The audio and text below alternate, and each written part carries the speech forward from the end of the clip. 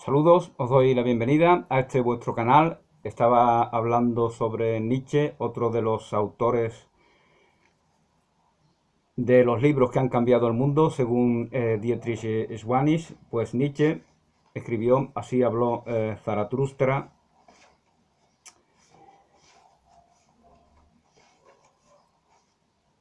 Relato filosófico y poema en prosa, en el que el filósofo persa Zaratustra predica la doctrina del superhombre, que se pone en el lugar de Dios, santifica el aquí y ahora frente al más allá, ensalza el heroísmo y el poder y desenmascara las virtudes cristianas como ilusiones de los débiles. Así lo entendía Nietzsche. La influencia del libro en los nazis es una cuestión muy discutida.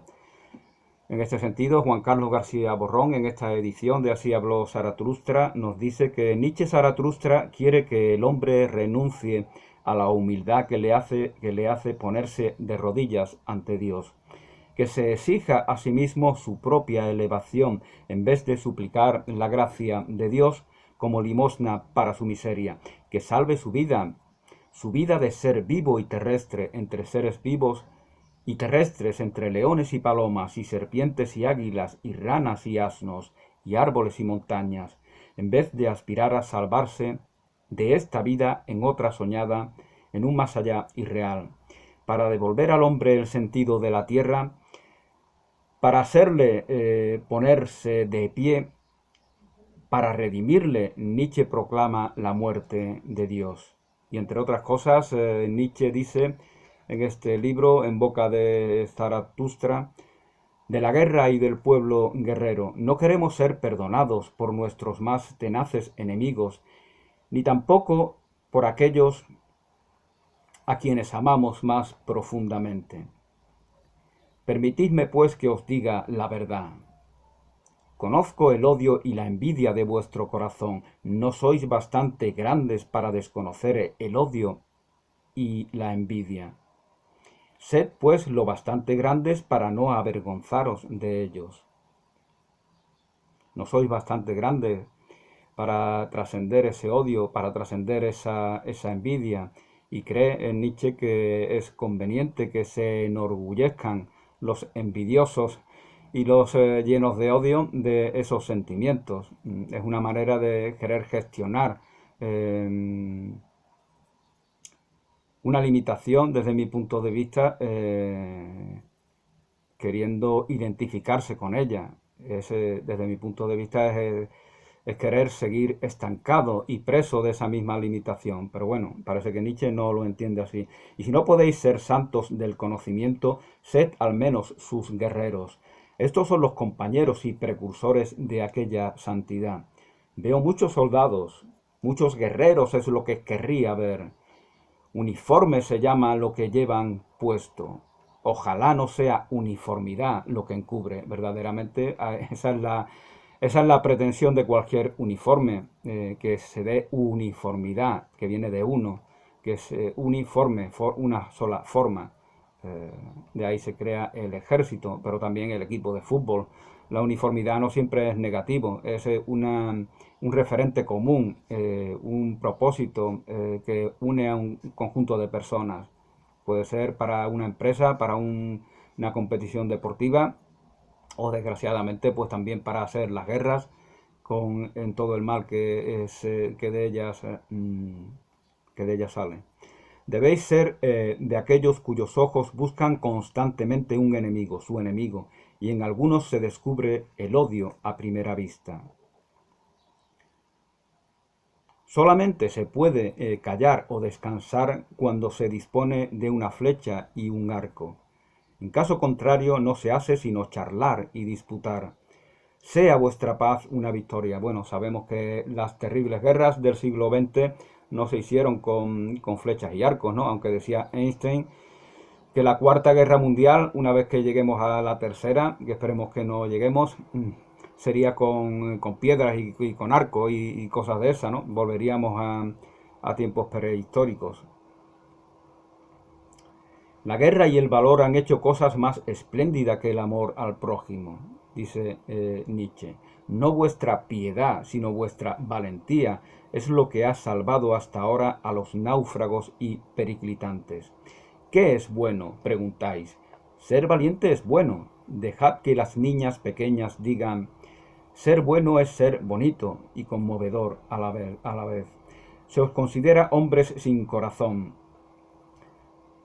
pero vuestro corazón es auténtico y yo amo el pudor de vuestra cordialidad. Vosotros os avergonzáis de vuestra pleamar y otros se avergüenzan de su bajamar. A este respecto, bueno, dice también, ¿cómo es que decís que una buena causa santifica incluso una guerra? ¿Cómo es que decís que una buena causa santifica una guerra? Yo os digo, la buena guerra santifica toda causa.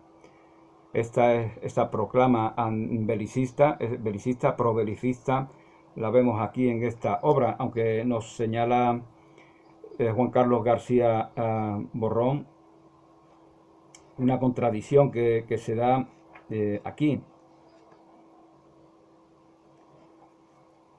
cuando dice Nietzsche, por ejemplo, que la sangre es el peor testimonio de la verdad. La sangre envenena hasta la doctrina más pura. La sangre envenena hasta la doctrina más pura. La trueca en ilusión y odio en los corazones. Y allí donde hay guerra, evidentemente lo que va a haber es el derramamiento de sangre. Con lo cual,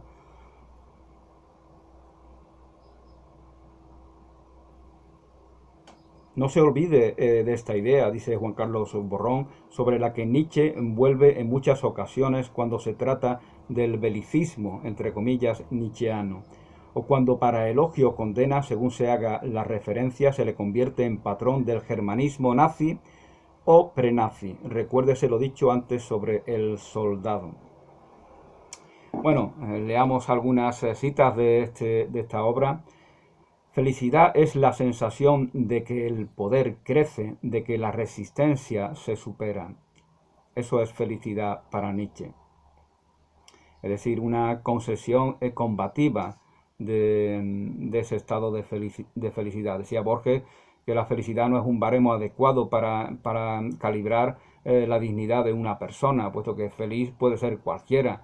Jack el Destripador puede sentirse feliz cometiendo sus crímenes, por lo cual es la mansedumbre, es la paz interior, es la serenidad, decía Borges, lo que verdaderamente da indicio de un alma de gran valor, no la felicidad. La felicidad en un mundo degradado y más decadente como ahora, pues los evasivos, los mediocres, los frívolos, los adictivos, mm, generalmente pueden sentirse muy felices a menudo.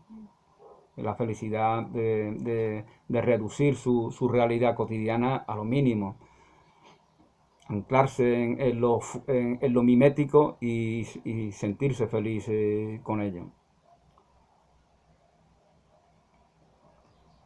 El único camino hacia la felicidad es dejar de preocuparse por todo lo que está más allá del poder de nuestra voluntad.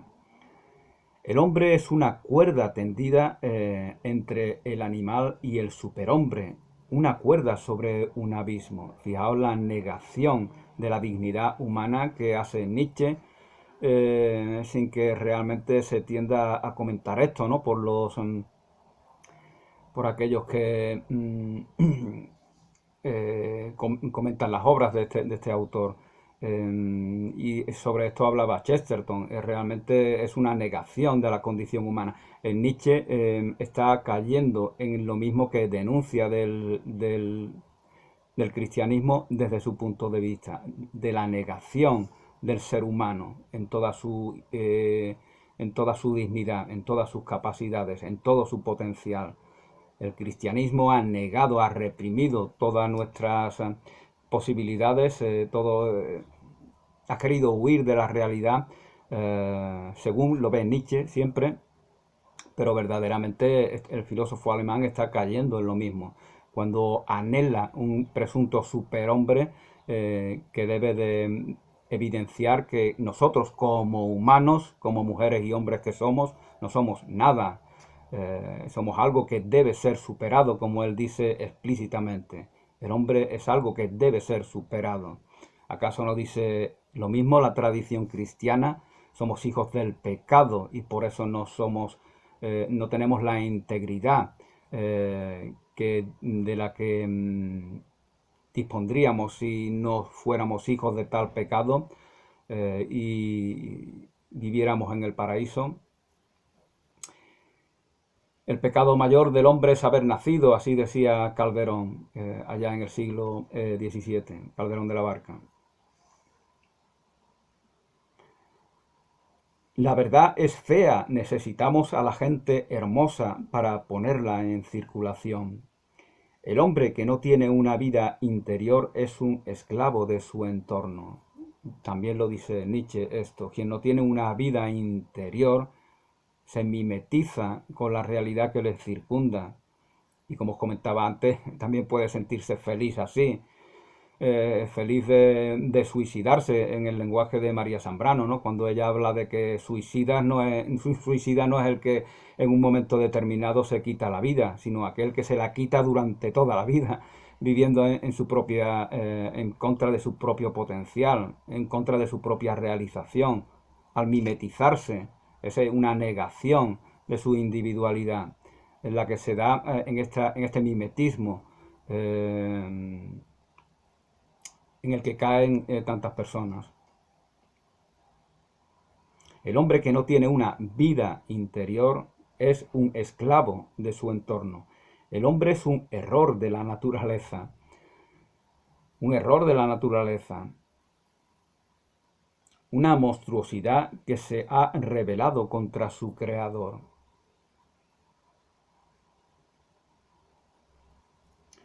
Ámate a ti mismo. Es difícil, ¿no? Si nos vemos como un error, como un monstruo vil que se confronta con su creador, sea real o sea imaginado, con la esencia de vida, con la divinidad, con el ser. Es difícil amarnos a nosotros mismos.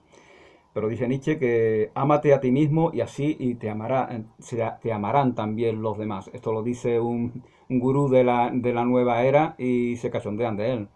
Pero lo dice Nietzsche y es una brillante afirmación de la valiosa, gloriosa e inigualable tradición filosófica germánica. Mejor que el hombre entiende a los niños la mujer. Mejor que lo hace el hombre entiende a los niños la mujer. No es ninguna novedad que se diga esto, evidentemente. Pero el hombre, para Nietzsche, es más niño que ella.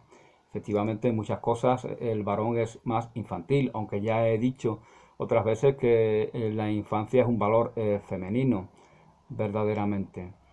El hombre es infantil porque en aspectos que tienen que ver con lo femenino, con aspectos, energías femeninas, con lo doméstico, no es maduro, no tiene conciencia, puede tornarse fácilmente insensible, mientras que a la mujer le resulta más difícil caer en ese error.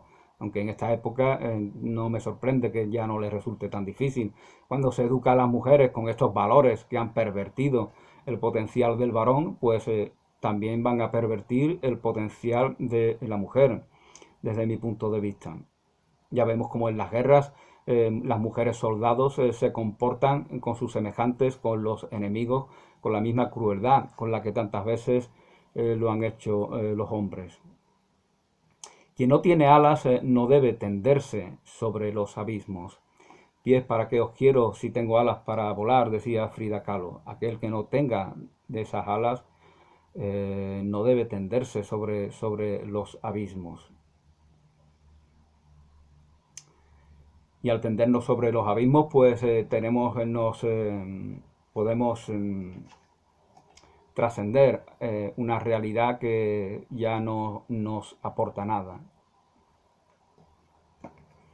Bueno, pues tras Nietzsche, tal vez en el futuro podamos volver a hablar de él.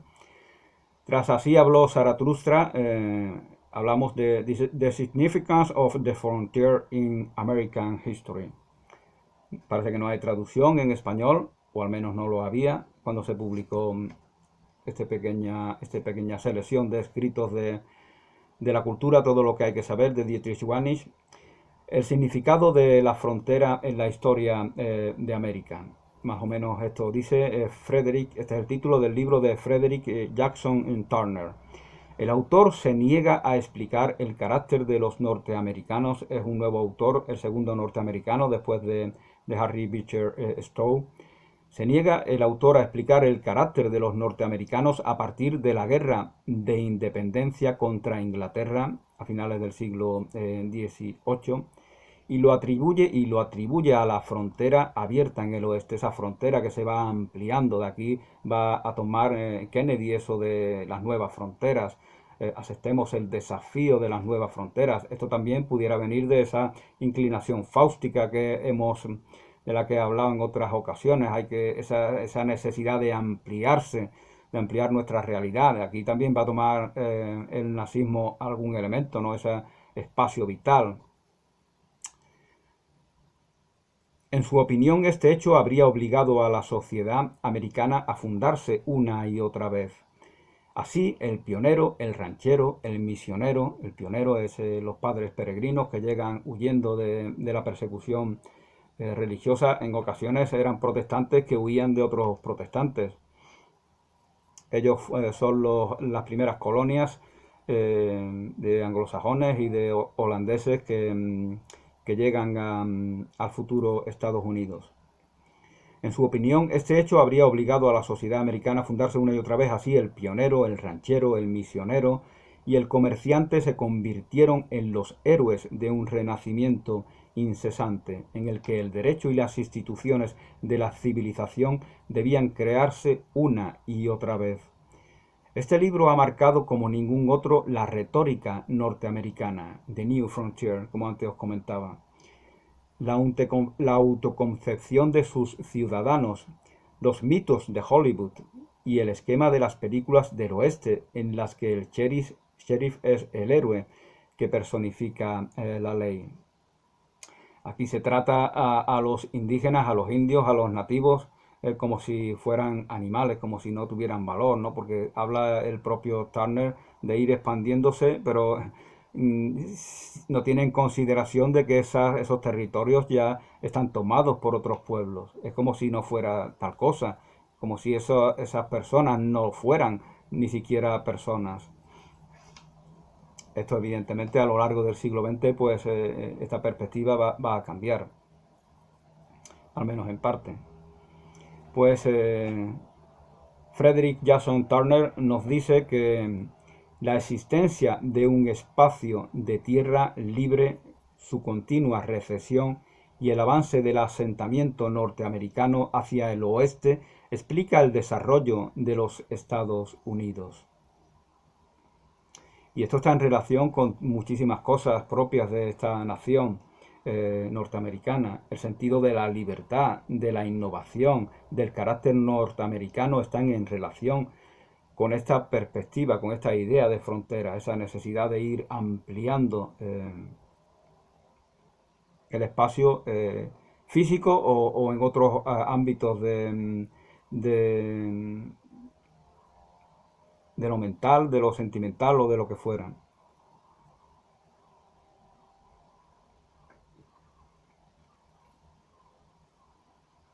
Evidentemente es también como sea, la idea de frontera occidental ya se impone también en el continente americano. Cada época intenta formar su propia concepción del pasado. Cada época, dice Turner, intenta formar su propia concepción del pasado y escribe de nuevo tal historia, basándose en referencias a las condiciones mayormente de la propia época. En esto se cae muchas veces. Vemos el pasado conforme vemos nuestro presente.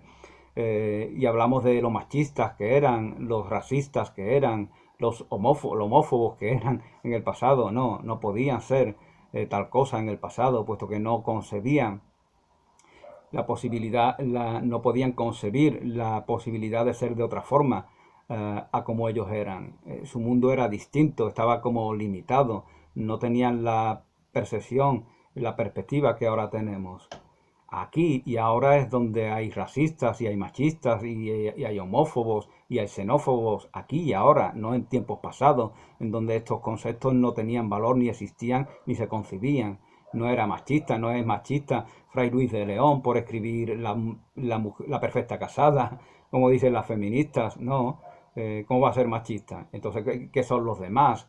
Un señor culto como era un poeta tan importante como era Fray Luis de León es machista, y si él lo es, ¿qué son los demás en su época? Más machistas todavía. Simplemente él da noticia en sus libros, en este caso, en este que evidentemente ya está desfasado, las ideas de la perfecta casada pues ya está desfasado. Eh, pero eran las ideas comunes en esa época. Bueno, pasemos a otro autor, Theodor Herzl, que escribió El Estado judío. El caso Dreyfus en Francia, durante el que el antisemitismo racista se reveló por primera vez como el vínculo ideológico entre la clase superior reaccionaria y las masas pequeño-burguesas, convenció a Herzl de que los judíos debían fundar el Estado de Israel, su propio Estado. La publicación del libro condujo al primer congreso sionista, celebrado en Basilea en 1897, en el que se fundó la organización sionista. Chaim Weizmann y Nahum Sokolov lograron que Arthur James Balfour, primer ministro inglés, aprobase en 1917 la fundación de un Estado judío que no se haría realidad hasta 1948. Como veis, ya antes de la Segunda Guerra Mundial, justamente durante la Primera, ya se toma la decisión de que se funde ese Estado judío en el próximo Oriente. Y Theodor Herzl es el precursor de tal Estado. Pues dice Herzl que sueño y realidad no son tan distintos. Todos los hechos del hombre fueron sueños al principio y sueños serán al final. Todo acabará pasando como si fuera un sueño, igual que acontece en Macondo, la obra de García Márquez. Por lo tanto, ¿por qué despreciar al sueño si en sueño desembocaremos en el sueño verdaderamente? La fraternidad universal no es ni siquiera un bello sueño. El antagonismo es fundamental.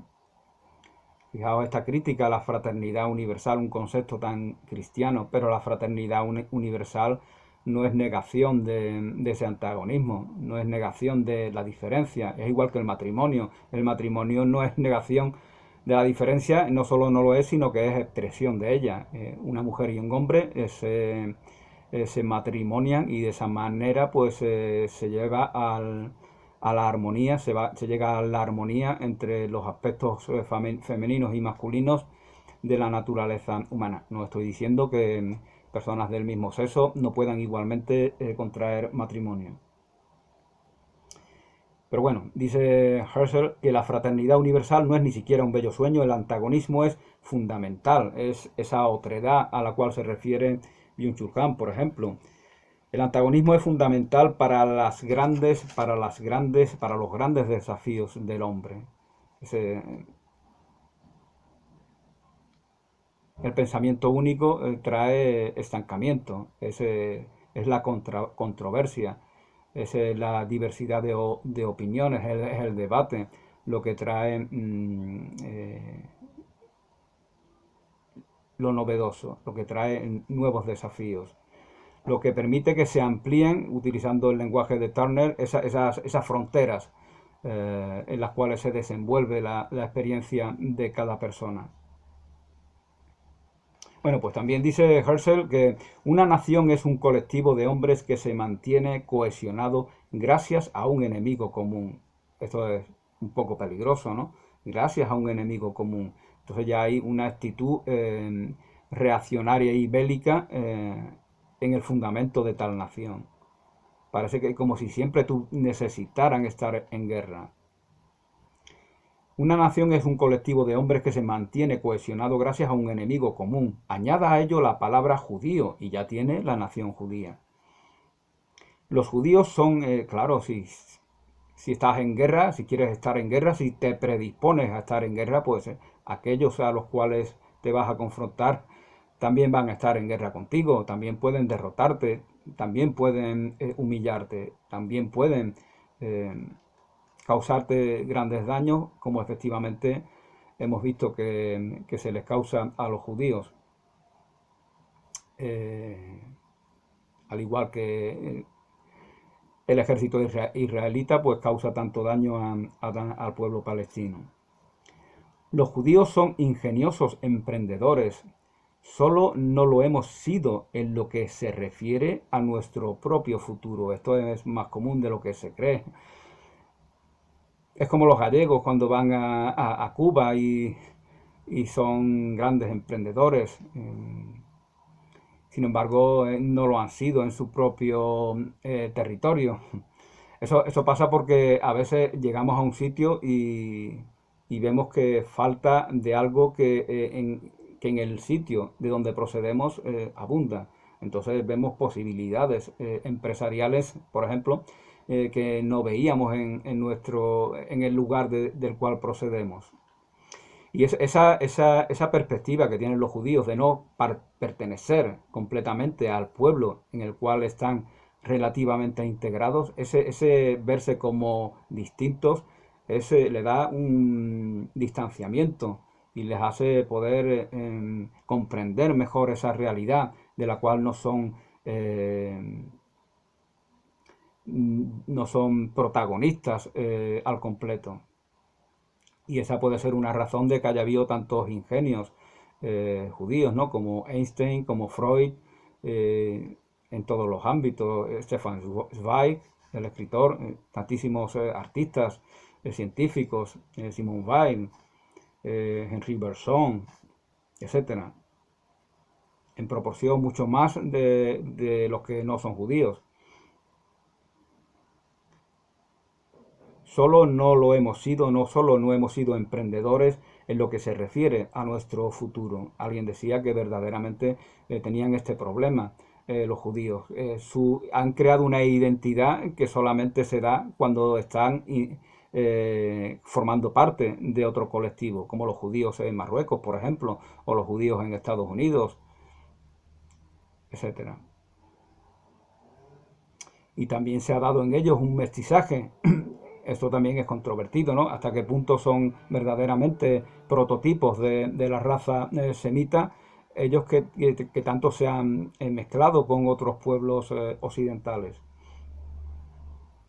El imperio alemán no surgió de sueños, canciones, fantasías y lacitos de colores. Bismarck desechó las fantasías que habían sido plantadas. Más o menos nos quiere hacer ver Herzl que Bismarck cogió el árbol que simboliza la tradición alemana y todos esos lacitos, todos esos cancioncitas, todos esos sueños, etcétera, los desechó y entonces impuso su bueno, ya vemos en qué desembocaría ese imperio alemán que fundó Bismarck. Otros no están de acuerdo con esto, otros piensan que verdaderamente una nación cohesionada se fundamenta en estas canciones, en estos sueños, en esta tradición folclórica. Todo eso es lo que mantiene unido al pueblo, todo eso es lo que le da sentido y evidentemente también en la religión.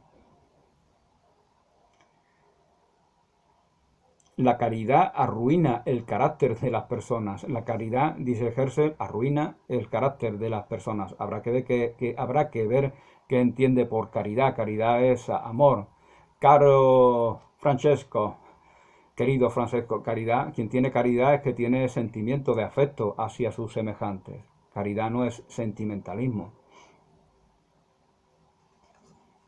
Pero tal vez se refiere a eso el autor, esa falsa caridad sentimentaloide, ese buenismo, esa penita que nos causan los que no se comportan cívicamente, porque en vez de verlos como un mal como un elemento tóxico para la sociedad, lo vemos como dignos de compasión.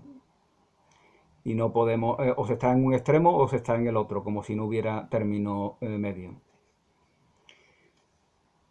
La interpretación de los sueños en la obra de Sigmund Freud presenta los elementos fundamentales de la teoría y la práctica psicoanalíticas.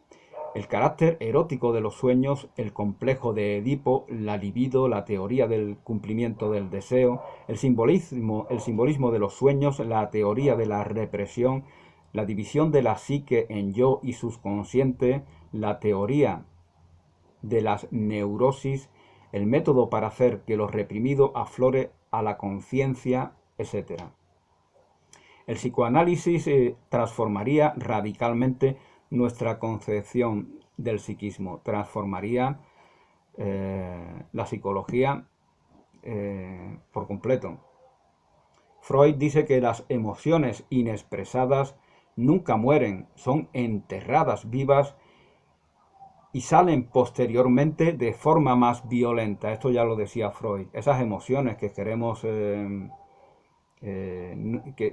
las cuales nos avergonzamos o que no queremos reconocer,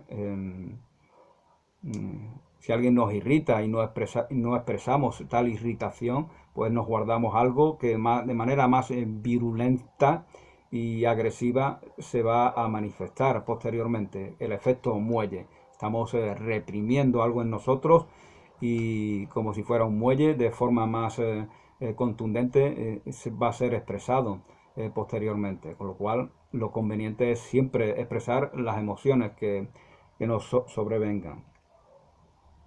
La libertad del individuo no es un regalo de la civilización. Era mayor antes de haber cualquier civilización. Antes de cualquier civilización había mayor libertad, así lo piensa Freud. Bueno, me recuerda un poco lo que decían algunos comentaristas, ¿no? Hablando de la Edad Media, de cómo muchas élites intelectuales tenían más libertad.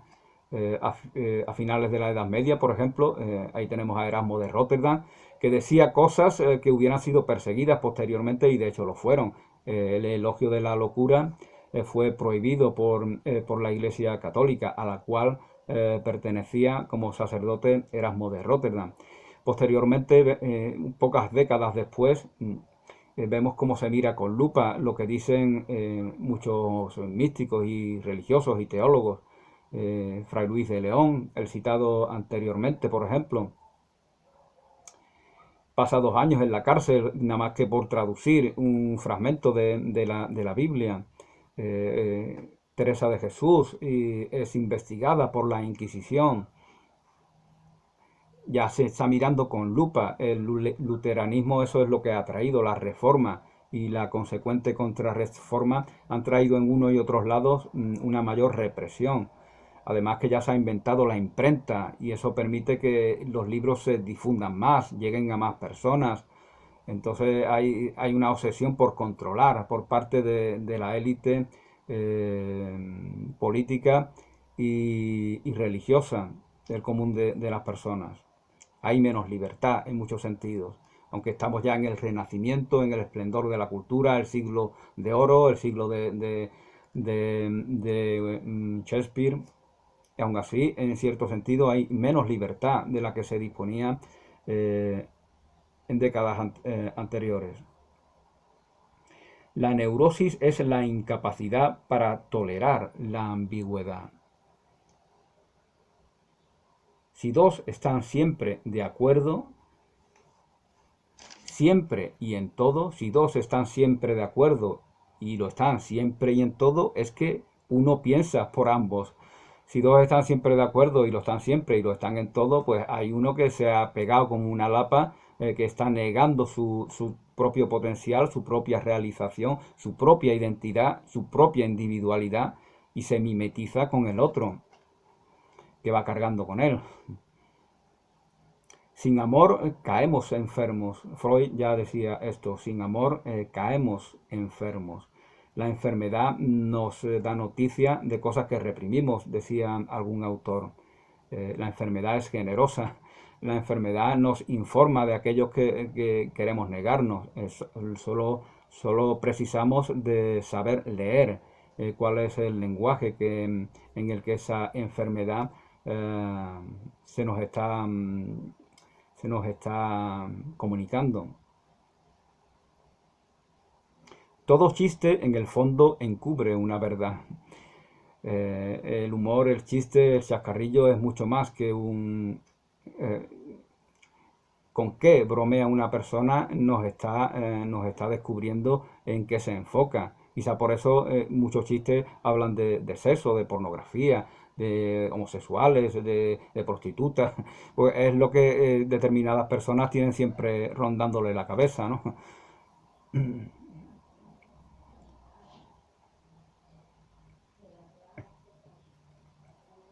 Todo chiste en el fondo encubre una verdad.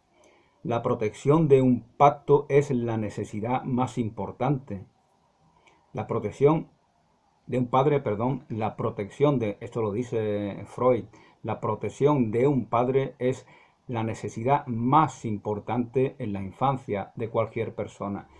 Aquí vemos, por ejemplo, ese mito del padre ausente que está tan presente en el común de tantísimos bebés que han venido al mundo. El padre se ausenta para cumplir con sus obligaciones y el bebé pues queda privado de ese referente paternal en gran medida. Además que al padre, como sabemos, pues durante muchos siglos pues se le ha educado como si no fuera un activo partícipe en la formación, educación y cuidado de sus hijos e hijas. Bueno, pues pasamos a ¿qué hacer? De Lenin. ¿Qué hacer? Vladimir Ilich Lenin.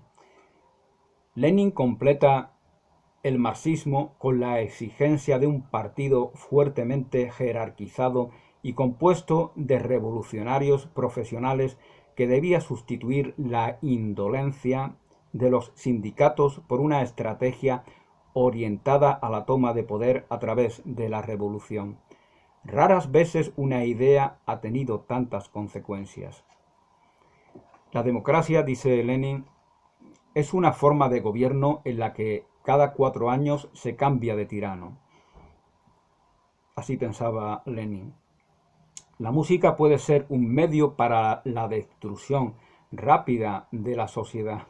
La música, y todavía no existía el reggaetón, o sea que la música puede ser un medio para la destrucción rápida de la sociedad. Bueno, esto me recuerda un poco esta mitificación, esta idealización, esta magnificación del elemento musical que se da en la tradición germánica, donde incluso Bach, Johann Sebastian Bach, es considerado como un referente del luteranismo, como una de las figuras más importantes.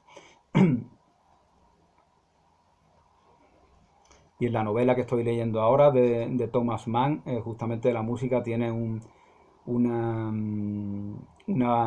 presencia fundamental. Otro libro tras este de qué hacer de Lenin es The Principle of Scientific Management. Management es científico, de Frederick Winslow Taylor.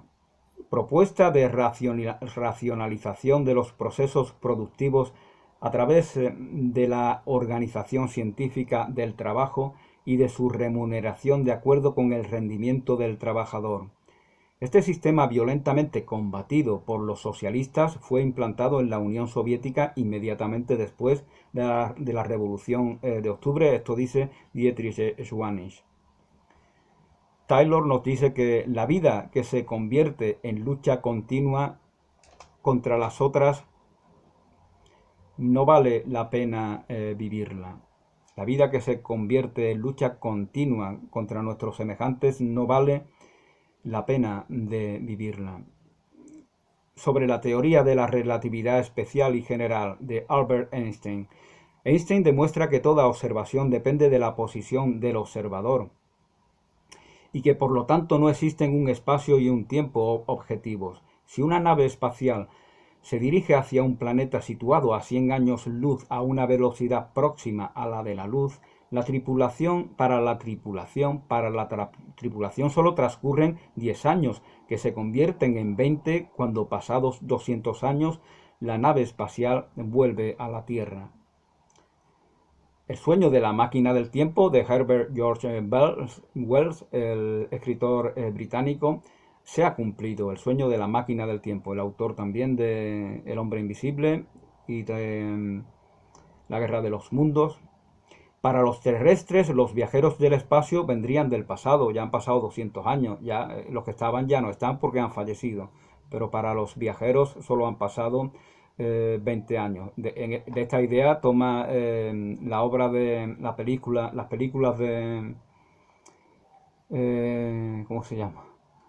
El planeta de los simios empieza partiendo de esta idea. Vuelven de un viaje espacial y ya ha pasado muchos años y el planeta ya ha sido destruido y está siendo dominado por esos simios. Para los terrestres, los viajeros del espacio vendrían del pasado, pero estos tendrían la impresión de llegar a su propio futuro. El azar no existe, dice Einstein. Dios no juega a los dados. El verdadero signo de la inteligencia no es el conocimiento, sino la imaginación. Ese es el verdadero signo de la inteligencia, la imaginación. La lógica te lleva de A a B, la imaginación a todas partes. La imaginación te puede llevar a todas partes. La lógica está limitada a algo que es trascendido por la imaginación, siempre y cuando se haga un uso eficiente de tal imaginación. Un uso eficiente es exactamente lo contrario de un uso evasivo y repetitivo de tal imaginación. Para comprender a una persona, no escuche sus palabras, observa su comportamiento, no atiendas a sus palabras para comprenderla y conocerla. Lo correcto no siempre es popular y lo popular no siempre es correcto. O sea, lo que está normalizado entre el común de las personas no por eso tiene que ser correcto, ni bueno, ni adecuado, ni digno de admiración. Hay dos formas de vivir, como si nada fuese un milagro y como si todo fuese un milagro. La vida es como ir en bicicleta. Para mantener el equilibrio hay que continuar moviéndose y avanzando. En el movimiento está la esencia de la vida. Mira profundamente en la naturaleza y entonces entenderás todo mejor. Una vez que aceptemos nuestros límites, podemos ir más allá. Una vez que veamos nuestras fronteras, como decía Taylor, pues podemos trascenderlas y aceptar el desafío que nos lleve a un nuevo horizonte, a una nueva frontera. El amor es luz que ilumina a quien lo da y a quien lo recibe. A quien lo recibe y a quien lo da, a ambos ilumina el amor. El amor es un mejor maestro que el deber. Es un milagro que la curiosidad sobreviva a la educación formal. Es un milagro que la curiosidad sobreviva a la educación formal. Da a entender Einstein que la educación convencional destruye ese elemento fundamental de la condición humana, que es la curiosidad, que nos permite conocer y aceptar nuevos desafíos. La decadencia de Occidente, de Oswald Spengler. Concepción filosófica de la historia según la cual todas las culturas de forma análoga a los organismos vivos atraviesan unas etapas de juventud, madurez y decrepitud que se repiten de forma cíclica. Gran parte de las ideas de Spengler la ha tomado de otro autor del cual ya hablamos Giambattista Vico, el autor italiano. Spengler distingue entre cultura egipcia, babilónica, hindú, grecorromana, árabe, mexicana y occidental. prediciendo la transición de la democracia a los regímenes totalitarios. En virtud del malestar reinante tras la Primera Guerra Mundial, el libro tuvo un éxito enorme. Pues Spengler nos dice que la filosofía, el amor a la sabiduría, en el fondo es una defensa contra lo incomprensible. Somos filósofos porque queremos defendernos de lo que estamos incapacitados para comprender. Una visión muy poco halagüeña de la filosofía desde mi punto de vista. Porque entonces la filosofía no nos va a llevar al conocimiento. Y bueno, también María Zambrano decía que efectivamente la razón filosófica cojea si no se vale de una razón poética, como ella dice en sus libros. Y entonces tal vez no tengamos que defendernos de lo incomprensible. Socialismo es capitalismo de las clases bajas. Una idea, alguien decía que verdaderamente el socialismo lo crean, lo fomentan, lo promocionan, lo imponen una burguesía acomodada, con lo cual ahí se da esta contradicción y ahí está el debate, ¿no? Los alemanes no podemos hacer un nuevo Goethe, pero sí un nuevo César. Esa idea gustaría mucho a los futuros nacionalsocialistas, seguramente. El reloj es una creación de culturas muy desarrolladas. La humanidad antigua supo vivir sin relojes y lo hizo, en cierto modo, intencionadamente. Cree Spengler que la humanidad antigua tenía y sabía y conocía de cómo hacer relojes, pero ellos no querían tal artilugio. Es lo que se dice de los celtas también, ¿no? Les sabían escribir, o sabían que podían crear un método de escritura, pero no los querían crear, porque nos querían dejar noticias, querían vivir para el presente. Lo veían como un ataque a sí mismos, el dejar consignado en algún lugar comentarios sobre su propia realidad. Hoy evidentemente no vemos estas cosas así. El alma antigua no tiene memoria en el sentido que hemos dado a esta palabra, es decir, facultad de mantener siempre pasado personal y tras ella la del pasado nacional y universal. En la antigüedad no hay tiempo. En la antigüedad todo es cíclico, como una ciclicidad que se produce al mismo nivel, sin que haya, así al menos lo entendemos hoy en día, sin que se dé una progresión, sin que esa ciclicidad esté detonada por una progresión que le hace avanzar en espiral. Ya nos decía Vico que progresamos en espiral, pero esa espiral es también como una alfombra que se va desenrollando y por lo tanto permite que aparezca nuevo contenido en nuestras vidas, ese contenido que anteriormente no se daba, y por eso, tal como os comentaba al principio, no pueden ser homófobos, xenófobos, racistas, machistas nuestros tatarabuelos. No pueden serlo porque estos conceptos no tenían sentido para la realidad en la cual ellos habitaban. Lo tienen aquí y ahora en el siglo XXI. El dinero piensa, el dinero dirige. Tal es el estado de la cultura decadente. ¿Por qué estamos en cultura decadente? Porque el dinero se convierte en algo vivo, en un monstruo vivo que rige nuestras vidas. El dinero piensa, el dinero dirige. La individualidad es la fuerza impulsora del cambio histórico y cultural. Fijaos lo que dice. De la individualidad viene el mal, decía alguno. Pues dice Spengler que no, que es la fuerza impulsora del cambio histórico y cultural. ¿Qué hace Montaigne? El escritor francés se aísla en su torre y ahí da fruto a sus obras. ¿Qué hace Madame Curie? Cómo llega a sus investigaciones científicas, a sus logros, aislándose, cultivando su individualidad. Hay que separarse del rebaño para para favorecer a ese mismo rebaño en el futuro. La individualidad es la fuerza impulsora del cambio histórico y cultural. La historia es el resultado de la lucha entre las fuerzas del orden y del caos.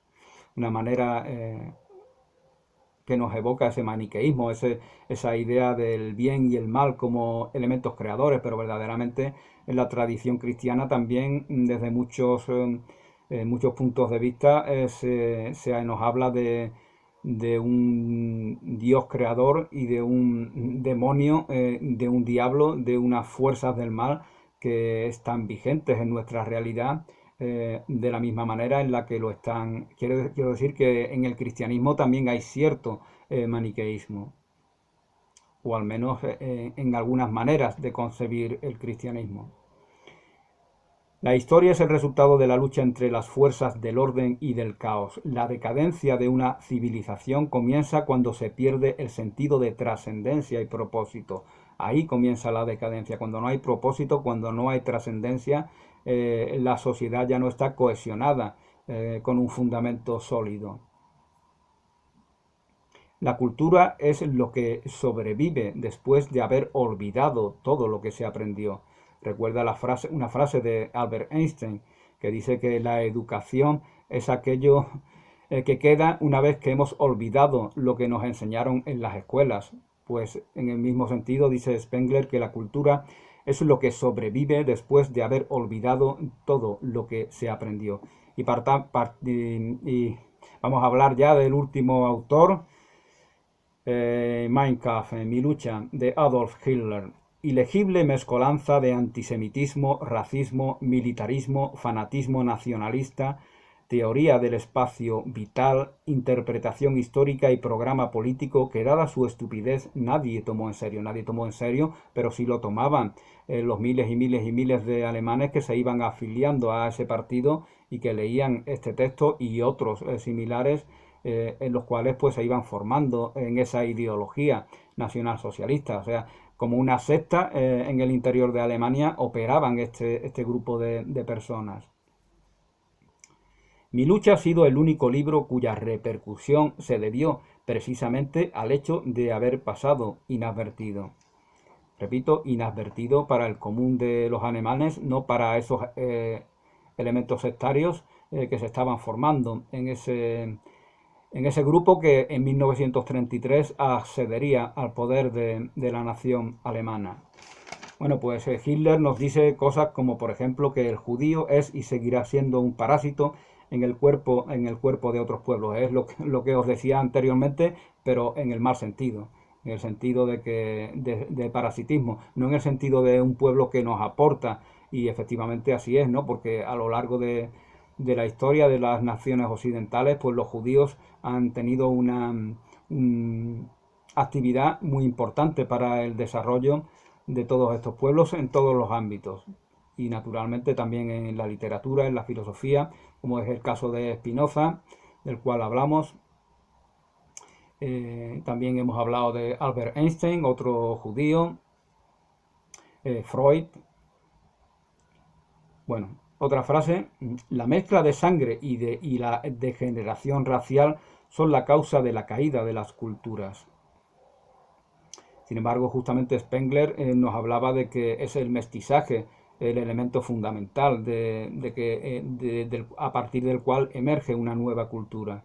El mestizaje, igual que ese matrimonio entre mujeres y hombres, los pueblos se intercambian entre sí para que no se dé una endogamia autodestructiva. Es la endogamia lo que enferma y autodestruye a cualquier cultura, desde mi punto de vista. La propaganda debe limitarse a un número pequeño de puntos y repetirlos incansablemente.